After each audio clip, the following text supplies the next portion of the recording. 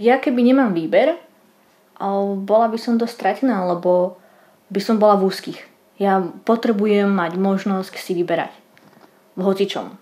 Ako náhle je niečo, čo je už dané, bez výberu, tak preto sa nerozhodnem. S tým strašne súhlasím, že si človek môže vybrať. Ja som si už vybrala, som v súkromnej zdravotnej poisťovni a čerpám z toho strašne veľa výhod a určite by som o túto možnosť nerada prišla ani naše dieťatko, keď bude pred niečo postavené. Podporiť túto kampaň som sa rozhodla preto, lebo je zaujímavé to, že človek bojuje za to, v čo verí a že si zastáva svoj názor. Tým, čo mi chcú zobrať možnosť výberu zdravotnej poisťovne, by som chcela odkázať to, nech to nerobia, nech radšej zoberú niečo sebe, ale nie nám. Ľudia, nebuďme ovce a choďme svojou cestou.